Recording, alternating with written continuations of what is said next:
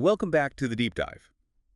The world of financial crime, it's just huge, isn't it? So secretive. And always shifting, finding new ways to move money, hide assets. It's complex stuff. Absolutely. We're talking vast sums, enough to destabilize things, fund really bad activities. Right. Terrorism, organized crime, it operates in the shadows of the global financial system. Exactly. And the people fighting it often work quietly, too. Yeah.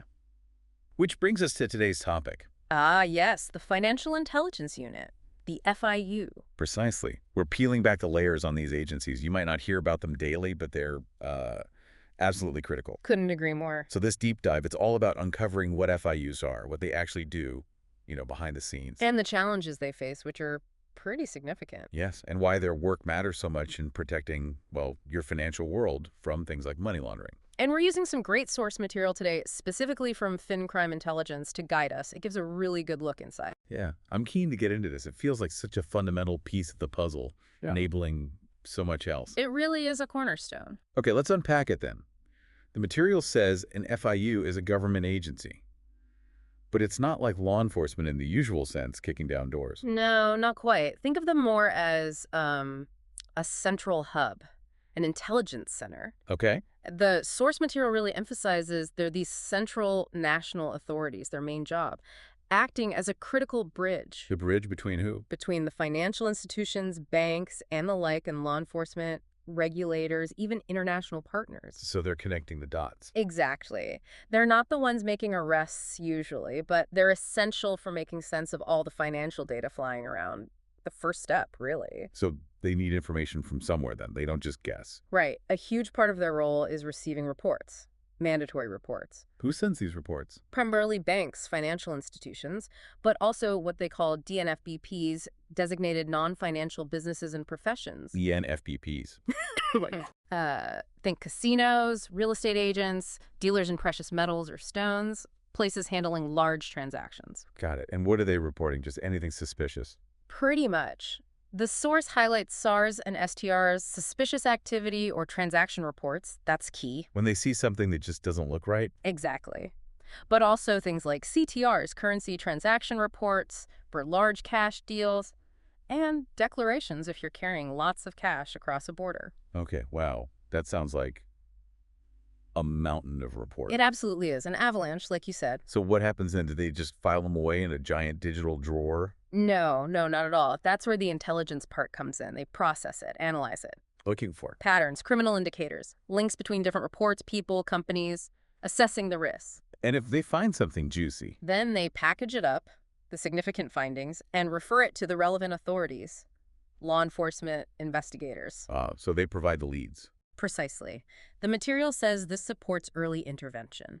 It often forms the basis, the starting point, for legal action or criminal cases. So they're not doing the prosecuting, but they're handing over the crucial intelligence package. That's a great way to put it.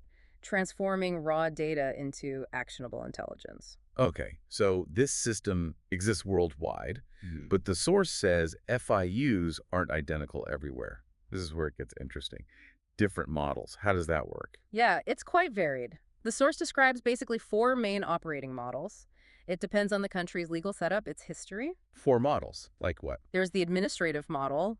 Think of FinCon in the U.S. It's part of the Treasury, not directly law enforcement. Okay. Then you have law enforcement models, where the FIU is actually part of a police force or investigative agency. Makes sense.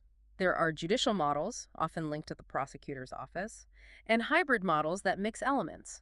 Italy's UIF, for example, sits within their central bank. So quite different structures, but they all do the same basic job. That's the key point the material makes. The structure varies, but the core function, collecting, analyzing, disseminating financial intelligence, that stays consistent. But hang on, if they're all set up differently, how do you ensure they can, work together? Are there international rules? Or is it chaos? Definitely not chaos, thankfully.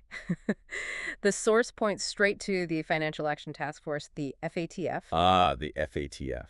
The global standard setters for AML-CTF. Exactly. And their recommendation 29 specifically lays out the standards for FIUs. What kind of standards? Key things like operational independence they need to be able to do their job without undue influence. Also, ensuring they have access to the information they need. Access is crucial, I imagine. Absolutely. And promoting strong cooperation, both within their own country and internationally. Right, because the money flows across borders so easily. Which really raises that big question. How do you get these different national systems, these different models, to share sensitive information effectively on a global scale? And speaking of sensitive information, the material stresses just how confidential the data FIUs handle is.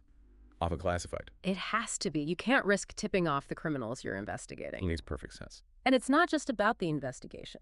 The source notes the strict confidentiality protocols are also vital for protecting the privacy of legitimate customers whose details might pop up. Right, you don't want innocent people caught up. So security and confidentiality are paramount. Absolutely baked into how they operate. Now, you mentioned the sheer volume of reports, SARS, CTRs. How on earth do they sift through all that? Is it still people in rooms with highlighters? Not so much anymore. The source really highlights the shift towards advanced tech. Like what kind of tech? We're talking advanced analytics, artificial intelligence, AI, graph analytics, machine learning tools. Okay, the buzzwords. But are they actually using them effectively? Increasingly, yes. The material says these are becoming essential just to handle the sheer volume of data.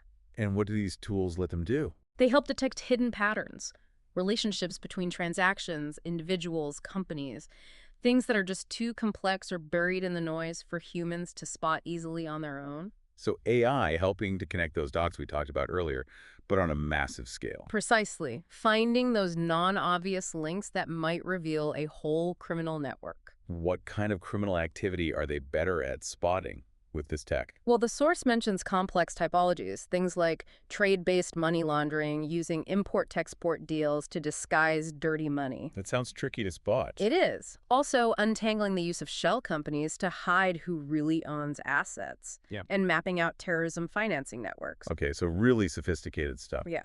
And they also maintain huge databases of past reports, past intelligence.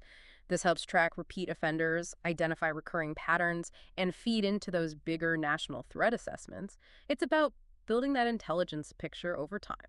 Now, you said financial crime is often cross-border, so I'm guessing these national FIUs can't just work in isolation. No way. That would be completely ineffective against modern crime. International cooperation is crucial. And the source mentions how they do that. Yes, a really important mechanism highlighted is the Egmont Group. The Egmont Group sounds a bit like a spy thriller. It does. But it's very real. It's basically an international club, a network, specifically for FIUs. A club for FIUs. What do they do? They've set up a secure platform. It allows FIUs from member countries to communicate and exchange intelligence securely. So they can share leads and information across borders? Exactly. Under strict rules, of course, to protect the data's confidentiality, but they can request information from another country's FIU or proactively share intel if they spot something relevant to another jurisdiction. And that's vital for tracing money trails that snake through multiple countries, which, let's face it, is common in big cases. Right, so this Egmont Group cooperation is key. Absolutely essential. The source connects this directly to fighting major transnational crimes. Think large-scale corruption, tax evasion, complex cybercrime, illicit trade. These things rarely stay neatly within one country's borders. The criminals work globally, so the good guys have to as well. That's pretty much it. Collaboration is indispensable. It sounds like incredibly vital work, but I bet it's not easy. What are some of the big challenges FIUs face day to day, according to the source? Oh, definitely not easy. The material lists several key operational challenges. Resources are a big one. Not enough funding or people. Often, yes, especially relative to the sheer volume of data and the complexity of the crimes they're trying to detect. Budgets, staffing, it's a constant struggle. Not all. Access to data can be an issue. Sometimes the information they need might be held by another government agency, and getting access isn't always straightforward. Silos within government. That can happen. Another challenge mentioned is getting feedback from law enforcement. Feedback? You mean finding out if their intelligence was actually useful? Exactly. The FIU sends off an intelligence package, but they don't always hear back if it led to an investigation, an arrest, asset recovery, which makes it hard for them to refine their process and know what works best. That sounds frustrating. Anything else? Yeah, the quality of the reports they receive from banks and others can be inconsistent. Sometimes they're low quality, missing key details. Garbage in, garbage out. To some extent, yes. And finally, even within a country, legal hurdles can sometimes get in the way of sharing information between different relevant authorities. Okay, so they're dealing with resource limits, data access issues, feedback loops, report quality. How are they adapting? How do they stay effective against criminals who are constantly innovating? Continuous adaptation is the name of the game, according to the source. They have to keep evolving. How? Well, investing in better tech is key. Enhanced data integration, more automation to handle the volume. Makes sense. What about the people? Big focus on capacity building, training staff, developing the analytical skills needed to use the tech effectively, and understand complex financial flows. Right, the human element is still crucial. Absolutely. And building partnerships. Public-private partnerships are increasingly important, working more closely with the financial institutions, with tech providers. Sharing information and insights? Exactly. And constantly refining their analytical techniques to spot new money laundering methods, new typologies as they emerge. So it's a constant learning process. It has to be. The source also notes FIUs are playing a bigger strategic role now, not just analyzing reports, but feeling into national risk assessments, helping shape policy, contributing to regulatory reforms. So they're becoming more proactive, more strategic players. That seems to be the trend, moving beyond just being reactive intelligence processors. Okay, so let's bring it all together. We've talked about FIUs being the central intelligence bridge, processing reports, analyzing data. Using tech like AI, working through different models globally, but guided by FATF standards. Cooperating internationally via the EGNOT group, facing challenges like resources and data. And constantly adapting, taking on a more strategic role. Right, so at the end of the day, why should you, our listener, really care about these agencies that often work behind the scenes? What's the big picture relevance? Well, the source material makes it very clear. The effectiveness of a country's FIU directly impacts its ability to actually do something about financial crime. How so? By being that central point for intelligence, by spotting those suspicious patterns, by enabling a coordinated response both at home and abroad, they're an essential layer of defense. A defense for what? For the integrity of the whole financial system that we all rely on. They help protect it. And they're crucial in preventing illicit money from funding truly harmful things, terrorism, organized crime networks, corruption that undermines societies. So their work makes the legitimate financial world safer, basically. That's a very good way to put it. They make it harder and riskier for criminals to operate in the financial system. It's clearly a vital role in a very complex fight against some very sophisticated adversaries. We've covered a lot. Their core function, the global setup, the tech, the challenges. A crucial, often unseen element in the global AML-CTF framework. Definitely. And thinking about those challenges, the source highlighted, the tight resources, maybe patchy report quality, and also their growing reliance on tech like AI. It leads to a final thought for you to mull over. Okay. Given the sheer scale and speed of financial crime today and those pressures FIUs face, what do you think is maybe the single biggest hurdle they need to clear in the next few years to really stay ahead of the curve? Ahead of the criminals who are also getting smarter and using tech? A tough question. And maybe think about how overcoming that hurdle, or, well, failing to overcome it, might really change the game in the global fight against dirty money. Definitely something worth considering, especially as these agencies continue their vital work, often far from the headlines. Indeed. Thank you for joining us on this deep dive today.